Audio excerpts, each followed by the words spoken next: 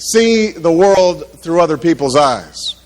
Now, empathy is a quality of character that can change the world. Hi, it's Edwin Rutsch, and this is Dialogues on How to Build a Culture of Empathy. And today I'm here with Lynne Henderson. Thanks for joining me. For sure. It's a pleasure. Yeah, so I wanted to give a little background about you. And you're the director of the Shyness Institute, which I believe is located in Berkeley, California.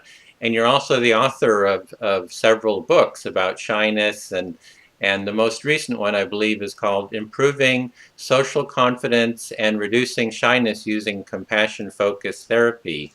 Yes, and actually that's my first book. I've got chapters and some articles, but that's actually my first full-length book. Oh, okay. And could you give a bit more of a background about yourself? I know you were at Stanford, and I don't know if it was Berkeley as well. I don't know if you're teaching there or. No, actually, I directed the Stanford Shyness Clinic for 25 years. That was a clinic started by Philip Zimbardo in the 70s at Stanford, and they moved it off campus because Stanford didn't have a clinical psych department. It's mostly social psych and personality theory. So the clinic was located in the community, and I directed it for 25 years, and we did 6 months cognitive behavioral groups, which also included social skills training and sort of an interpersonal theory framework where people role-played situations that they were scared of in the first 13 weeks, and then in the second 13, and worked on the negative thinking patterns that sometimes go with shyness. And then the second 13 weeks we called social skills training. And we had dyadic exercises and things like self-disclosure and trust building and sharing feelings with each other and handling conflict and handling criticism, those kinds of things. But it was very interesting to me that most of the time they didn't lack social skills per se, that when people get uncomfortable, they just forget them and forget to use them because they get distracted. So, but it was a great way to build intimacy in the group. And I was really struck by our earlier interaction around empathy.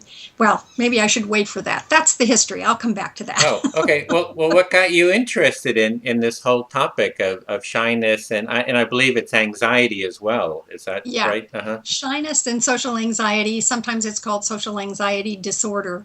My treatment is called social fitness training because I don't like the idea of a medical model with conditions to be cured. I think we all have temperaments to manage, and some of us sometimes need to learn to talk more. Some of us need to learn to talk less and listen better. And I think I got interested in working with shyness. Partly I'd heard Phil give a talk, and I contacted him saying, I'd be sort of interested in working in those groups. This was years ago. And he came to me a while later and said, would you like to run the clinic? And I said, sure.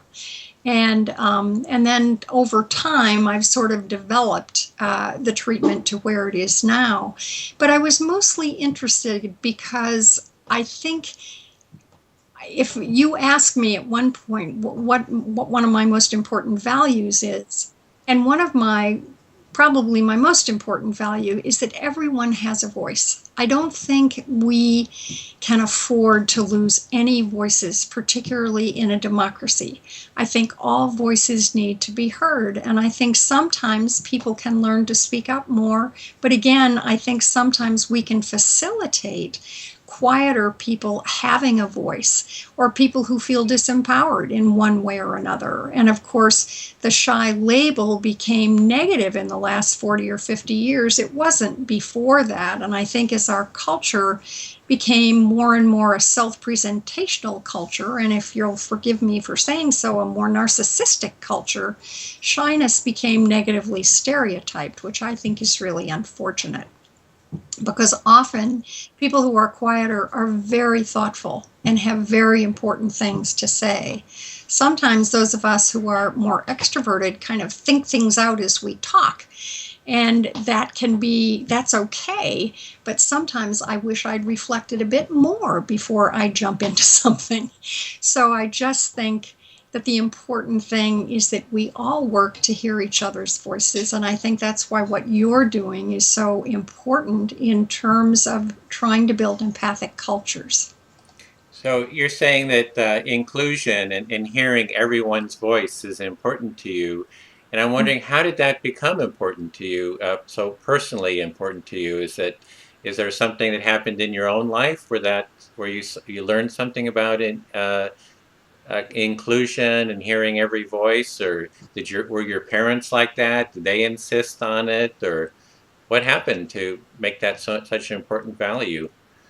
Well, I do think my parents encouraged us to speak up about what we believed in. My dad, I grew up in a small town. My dad was sort of active in the church and in city council and Rotary Club and things like that. And my mother was very active and she was politically active as well. And I think they thought it was really important that we take responsibility for contributing in some way, and that we were all expected to develop our own talents as best we could and to contribute. I also think that my dad was a little bit shy, and I admired him tremendously, and I admired his thoughtfulness. And interestingly, now that we're talking about it, he was very empathic. He would sometimes do it in a very subtle way, but he had ways of nodding at you or really letting you know you were heard. I also had a cousin I really liked who was quite shy, and I noticed that it was important for me that she feel as comfortable as she could. So I think I, without recognizing it, sort of facilitated a little bit, would ask her questions and draw her out in groups. And so maybe it started that way. Just some of the people that I really respected would call themselves shy. Hmm. What about the part of everyone being heard? Well, I think that probably came from the importance of finding your voice, claiming your voice, and then using it to contribute to society as best you could. And it just always felt, I tended to talk a lot and had to learn to talk less. So I think it may be mostly just related to when I listened better and when I heard other people's voices, I learned a lot. But I think, and it was very important for me with my children, that they claimed their voices. So I think it must have just kind of come down in the family that way, with the understanding that if you could claim your voice, if you could articulate what you believed in, then you could maybe influence people or just encourage dialogue. Yeah, I was hearing something about it. It's also a contribution to wanting to hear everyone's voice to contribute to the democracy that we have. That's right. That's right. I do think that that was part of it, that particularly in a democracy, if we don't have all the voices and they don't speak up and they feel disempowered, we're dead in the water as a democracy. And I think that's part of what's happening to us now. And I think that's why the internet can sometimes be so valuable, is people will speak on the internet sometimes when they may not be speaking otherwise. Well, what we want to talk about here in this dialogue is, I'm kind of focused on how do we build a culture of empathy? How do we foster empathy? And I'm really interested in kind of the relationship that you see between empathy and shyness and anxiety and everyone being heard. Like, how are you seeing all those kind of relating to each other?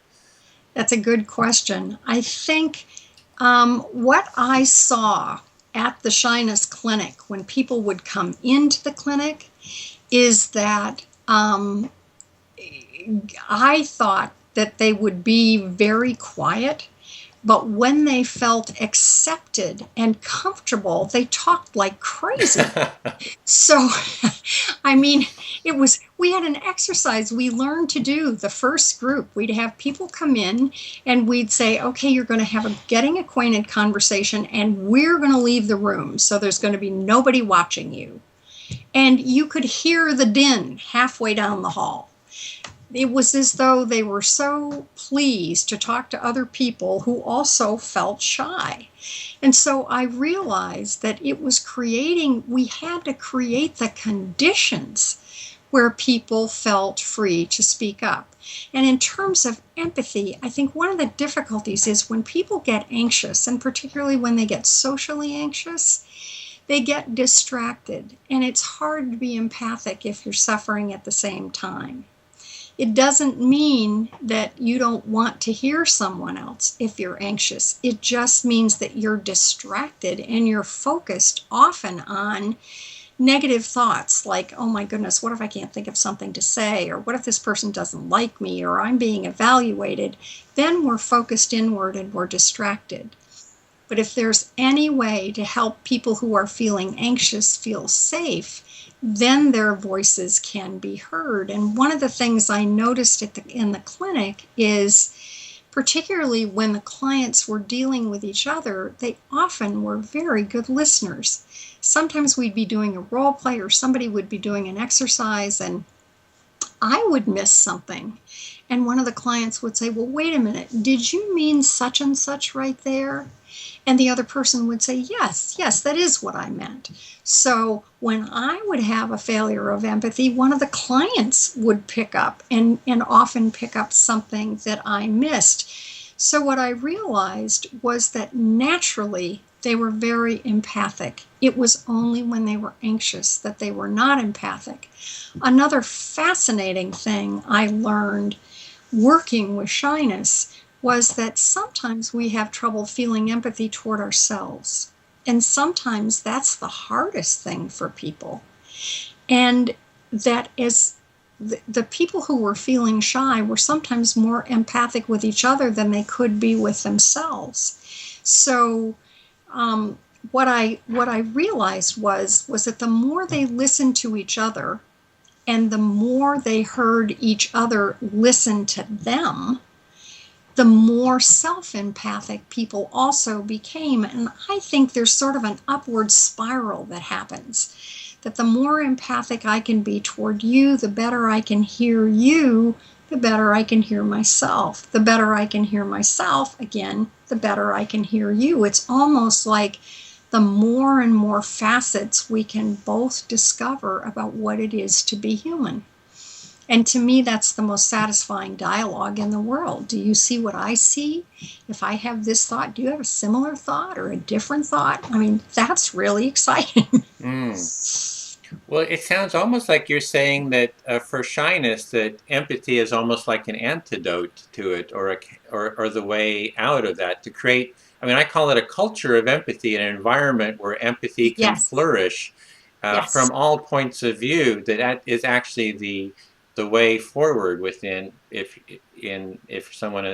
it's the shyness is like something you're actually suffering from. Exactly. And if you look at it, there's quite a bit of research that shows that shyness as a human emotion is probably universal. It's a mixture of fear and interest, and we get it in important situations and new situations. And so whatever we can do to make people feel accepted and empowered, the more empathy we can show to people, the more it will spread. And I think I was sort of doing it in a microcosm at the Shyness Clinic, and you're trying to do it in the world. Yeah, well, you're talking about the Shyness Clinic, but also dealing with anxiety. And Right. it's like anxiety for me, it's like it's taking the pain and shyness is kind of this broad kind of a feeling, and the anxiety, I mean, it kind of goes directly to my heart, and I feel like a constriction there. And also a friend of mine was just suffering from depression and was actually institutionalized, and he's just talking about his anxiety. He's just like consumed with anxiety. So I'm just really wondering if any kind of insights about the nature of anxiety and the relationship to empathy. Well, I think that's a really good question because there are different kinds. Social anxiety or shyness is often related to a concern about being negatively evaluated by other people. So that's social anxiety. More generalized anxiety can have a feeling of dread that something bad is going to happen and we don't know what it is. So that's not just confined to social situations. It's like anything could happen.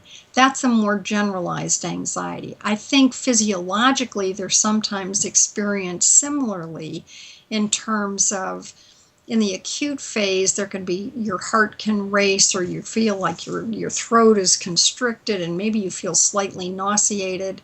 But in generalized anxiety, there can also be just that low level dread, a sense of foreboding that something can happen.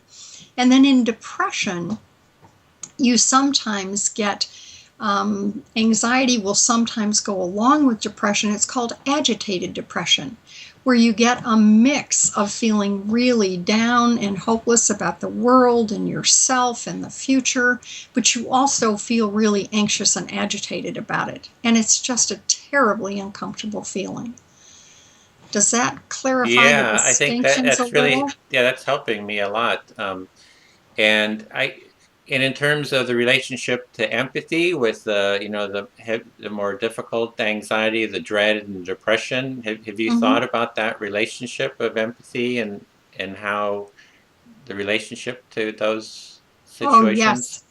Yes, because I think, my head's going about 6 different directions here. So let me see if I can sort this out, and feel free to interrupt me if I go off on a tangent.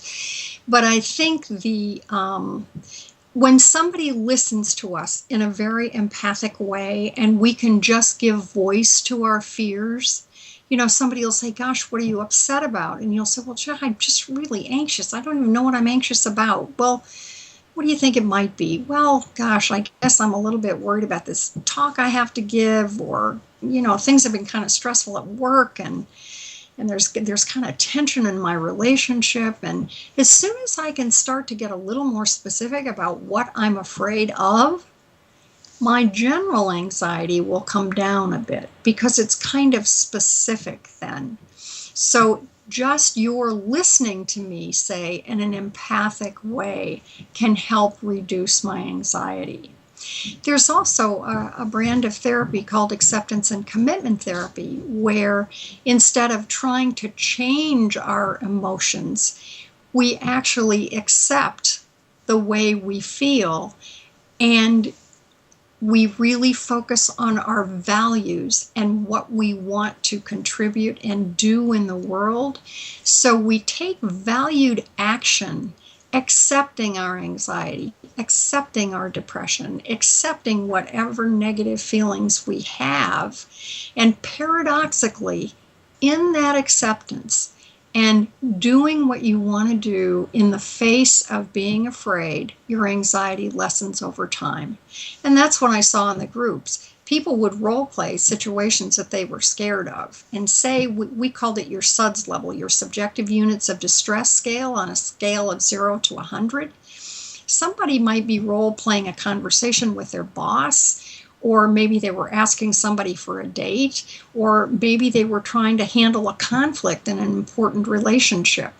Their SUDS levels might be 80, 85. But if they persisted, which they did, and they did it while they were feeling the fear, it would lessen over time. And not only that, but fear then becomes a cue to valued action rather than a cue to avoidance. Because it's not negative feelings that kill us, it's avoidance. And the other thing I noticed with shyness is fear is an important emotion in shyness, but shame is the powerful emotion. That makes you feel like you want to curl up and suck. Well, we all want to just curl up and suck our thumbs in a corner. We don't even want to come out. And that increases avoidance. Then you're not participating. Then you don't have an opportunity to learn. If we can do things when we're scared, and often we're a little scared around new things, then you can learn and practice and get used to it and find out how you want to be. So negative emotion doesn't kill us. It doesn't have to get in our way. Avoidance gets in our way because then we don't live. We miss the world and the world misses us. And then I'm back to the importance of claiming our own voices. So the other thing that's really important about that, I think, is empathy is the antidote to shame. People who are very self-critical can experience a lot of shame, and we grew up in a performance-oriented culture. We're all somewhat that way. We used to think it was just if you had a diagnosis, you were self-critical or you experienced shame. That's not true. We all do. And there's recent research to show that we all have negative automatic thoughts about what's going to happen. They're built in evolution, and that's where Paul Gilbert's compassion-focused therapy is so strong, is that he really focuses on the threat-based system, which comes, from the old reptilian brain. We are stuck with it. It's not as though we're not going to feel afraid. It's not as though we're not going to have negative automatic thoughts. We just do what we want to do in the face of them.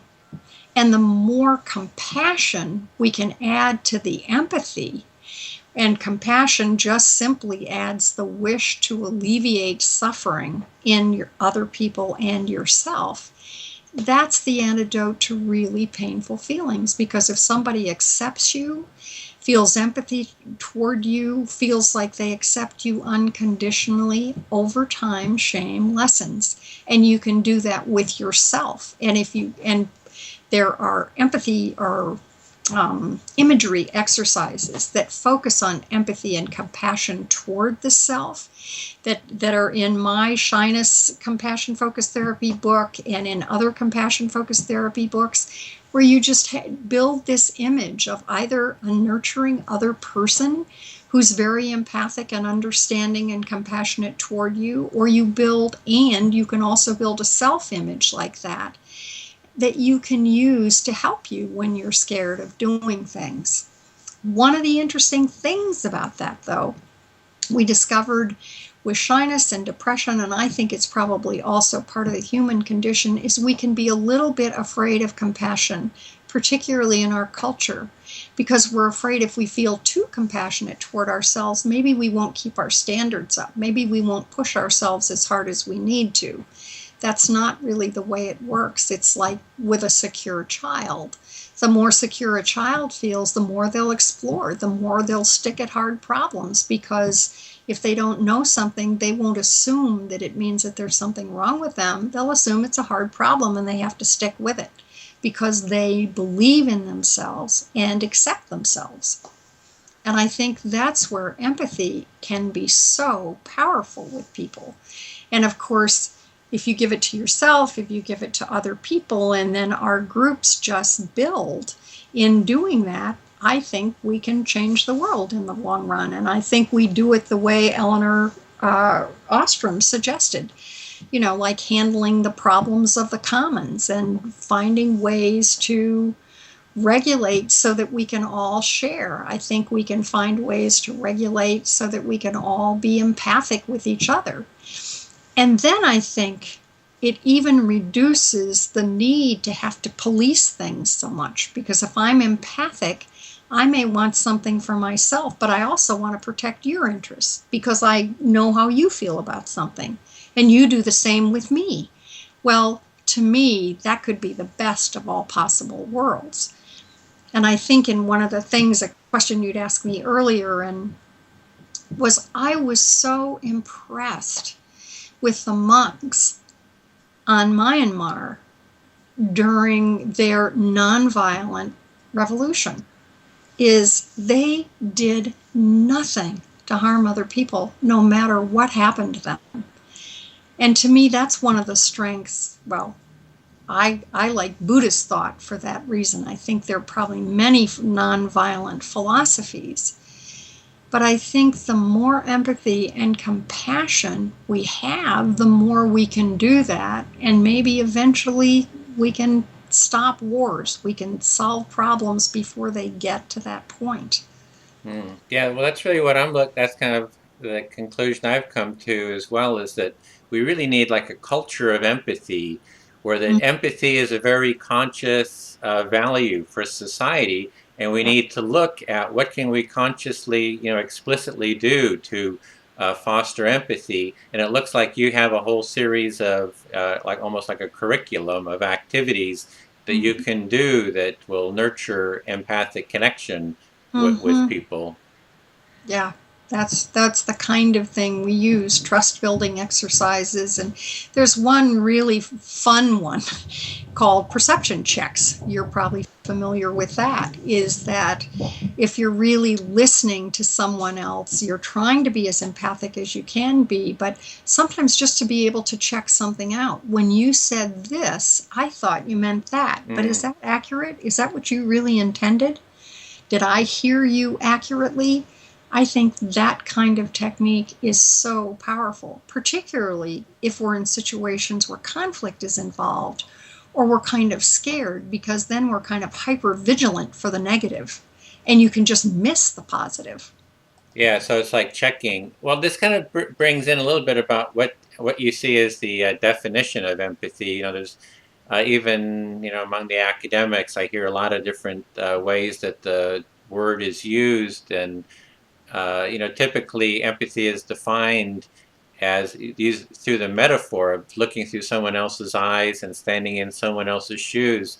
So I Right, find sometimes kind of starting with a metaphor, like what is your personal metaphor? If you had to describe empathy, metaphorically, what would it be like?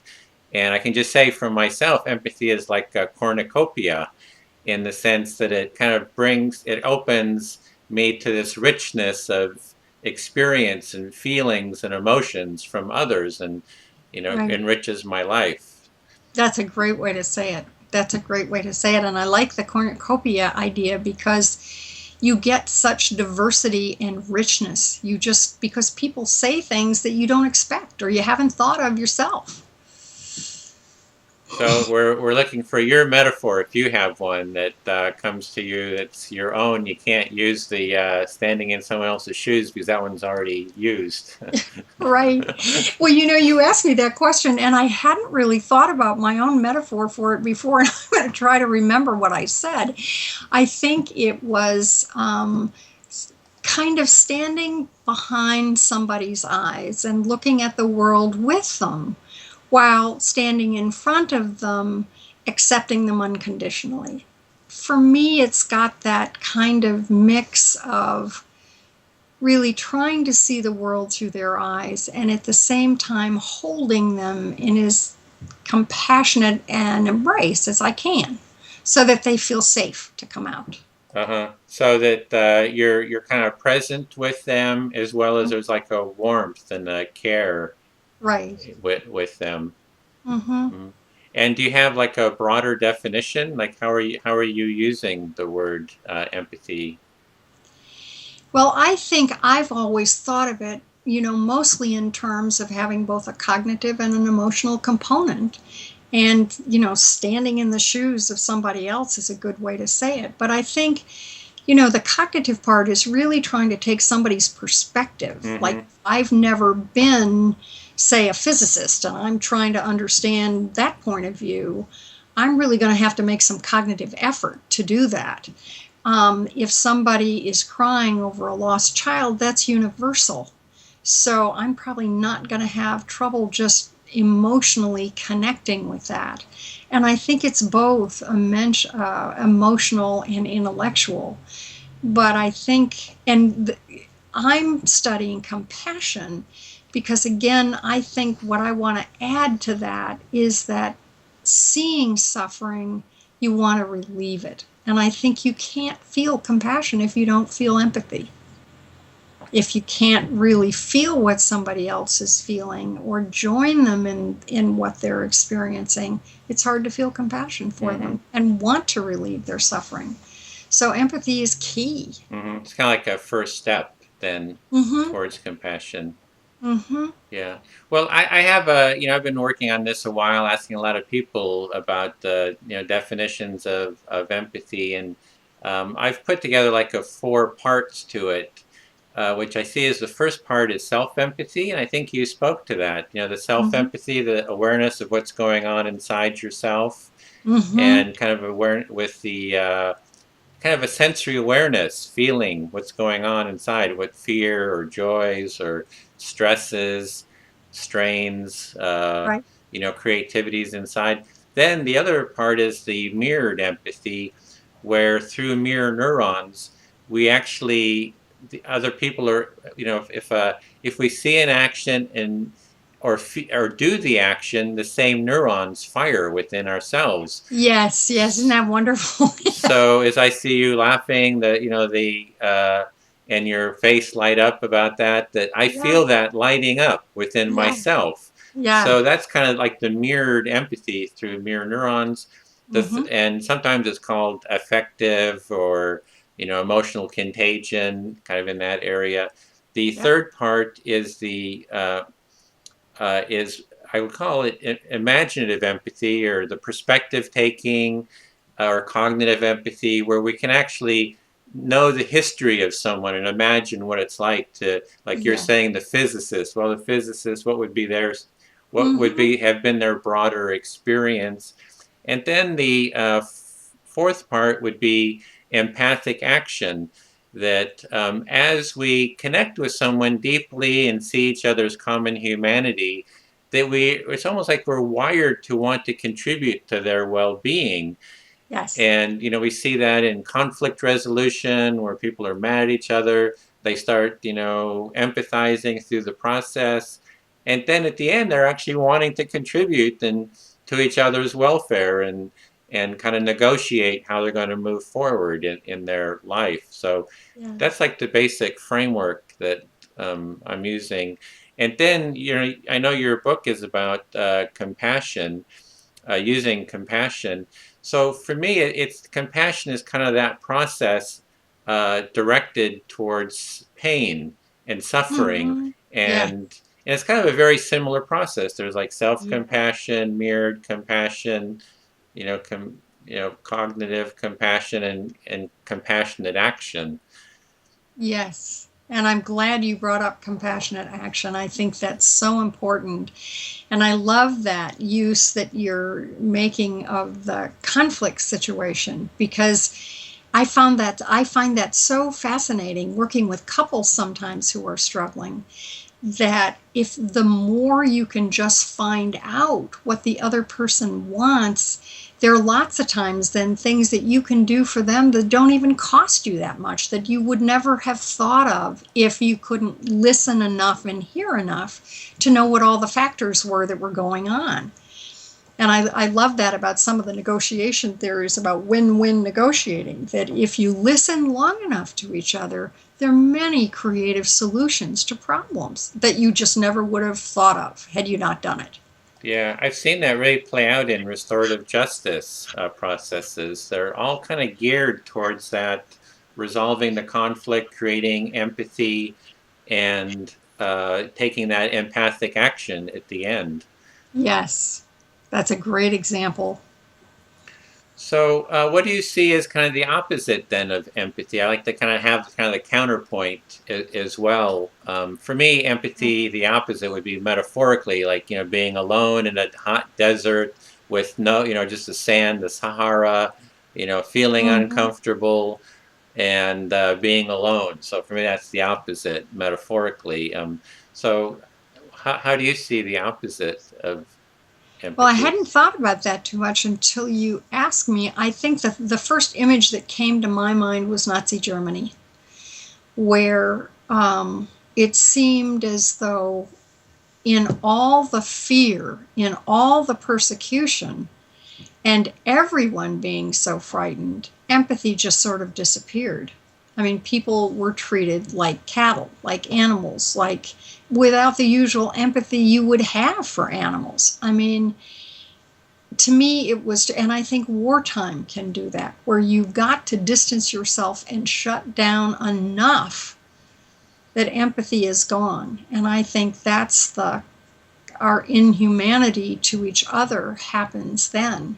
And I think, without empathy, I don't think we can survive. I don't think, well, I mean, we know that a baby can't survive, often doesn't survive without the empathic, compassionate care of the mother or whatever, or the father, or whatever caregiver is with them. Well, I'd asked you about, well, what do we do now? We have, we can see that empathy has all these positive benefits. It's for conflict resolution. It addresses shyness. It can be helpful in anxiety and depression. And so, what do you see as the way that we can go about fostering empathy within society in general? I mean, you've already addressed quite a few, but are there Well, more? yeah, and I mean, I think the idea of mindfulness and that becoming more a focus of research and attention, both in clinical work in psychotherapy, but just in general, the number of meditation and mindfulness classes and workshops, the influence of Eastern thought, I think really helps, and Buddhism.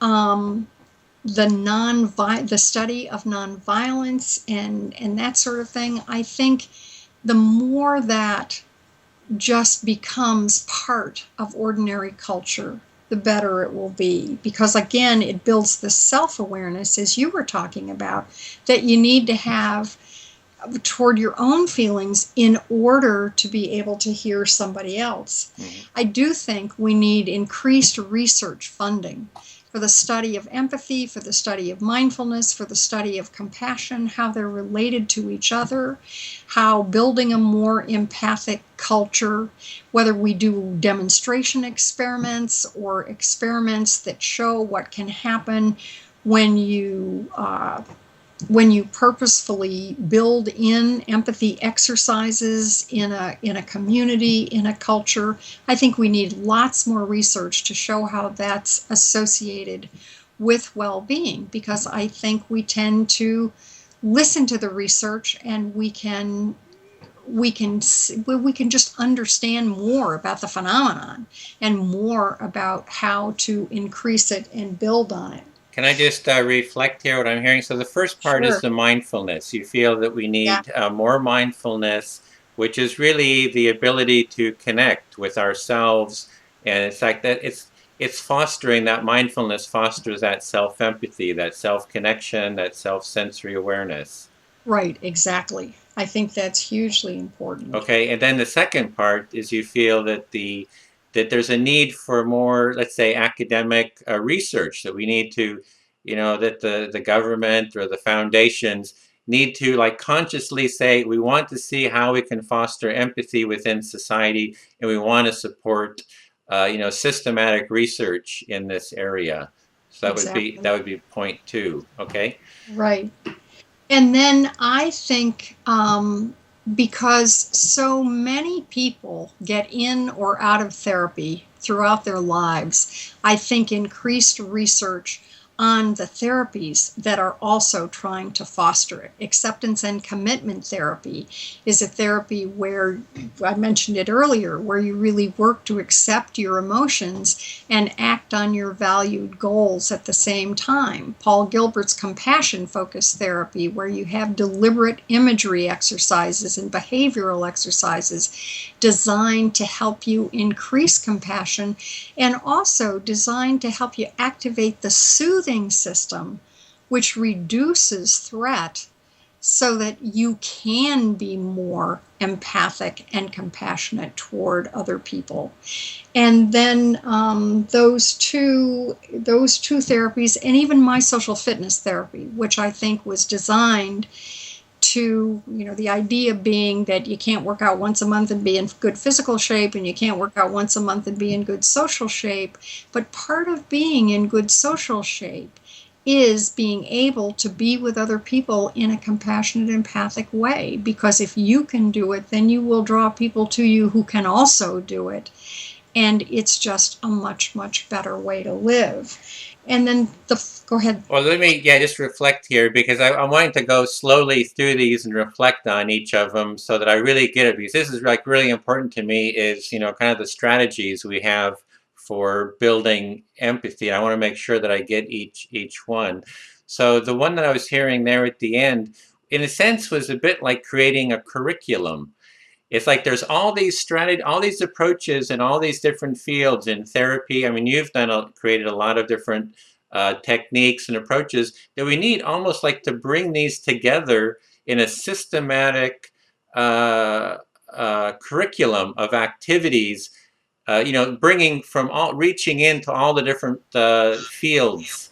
Yes, I really agree with you. Taking them to businesses, taking them, and there is an organization in England which is working on taking compassion focused and acceptance and commitment therapy work into businesses, because it doesn't have to be for pathology. It's just for good living.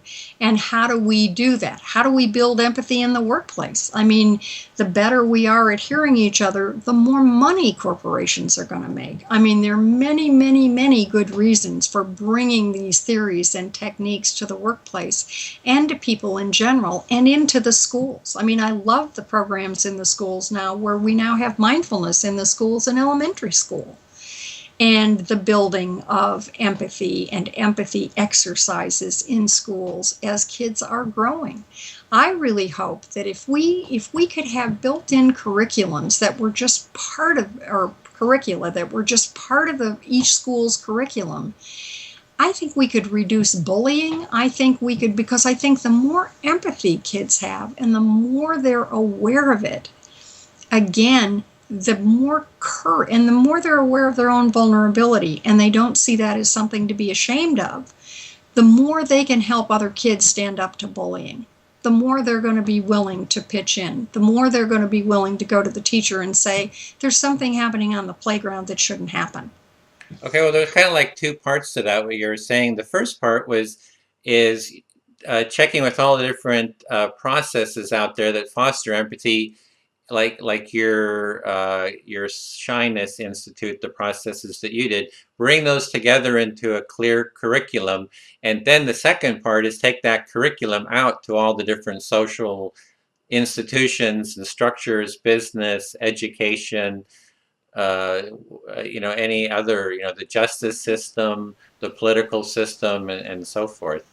We are beginning to do that with social fitness training. We've piloted just a little bit in organizations, having people practice courageous conversations in the face of ethical slippages and that sort of thing. We've done some work with what's called the Heroic Imagination Project that Phil Zimbardo also founded, where you teach people about the power of social influences and how they often operate on us outside our awareness, and how vulnerable we all are to being bystanders, to letting things happen and not intervening, to succumb to the power of a charismatic leader or just leadership in general. And teaching people about those social psych principles with all the social psych research that's out there, and then using the social fitness model to have people role play courageous conversations at work where they need to stand up for something. Like, this is happening in our organization. Say I'm in a work group and somebody I respect is getting put down consistently by the manager. I need to be able to say something about that. I need to be able to say something to my manager. I need to be able to say something publicly in the group. I'm uncomfortable with the way you're speaking to so-and-so. That's really scary. There can be real consequences to that. But if we don't do that kind of thing, if we don't practice our social fitness, if we don't practice our empathy, and again, empathy plays a huge role there, because you're looking at someone and you're imagining what it's like to be in their shoes, and it's painful.